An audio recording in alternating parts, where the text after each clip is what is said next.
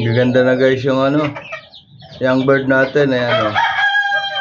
Ayan o, ayan. Kompleto na yung kompleto na yung mga balahibo niya. Hindi pa na sa kanilang mga magulang. Kaya lang guys, nakita nyo may itlog na naman. May itlog na naman yung dalawa. Ayan, sarap. Ayan, yun yung young bird, yung dalawa na yan eh. Ayan yung ayan, may itlog na naman yung amat ina nila. Meron na sila agad kasunod. Dalawang itlog na naman tayong antayin.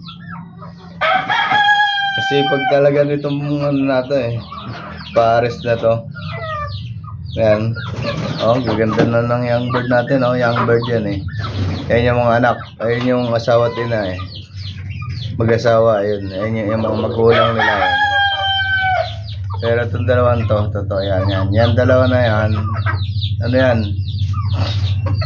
Yung mga young bird natin, mga anak nila. Nakita niyo naman guys, oh. Ang gaganda. Sisigla, di ba?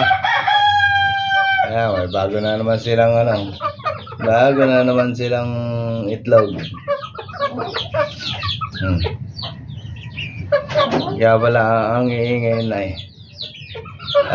Gugutom na, wala nang patuka. Hindi pa nagkakapakain. Ayan guys, oh. Kita nyo sila. Ganda. Bumbuo na mga balahibo. Pwede na rin mamaya siguro baka tanggalin ko na itong dalawa na to, ilipat ko na. Na yan eh. Para hindi na maka-istorbo doon sa mag-asawa. Lilipat natin yung young bird.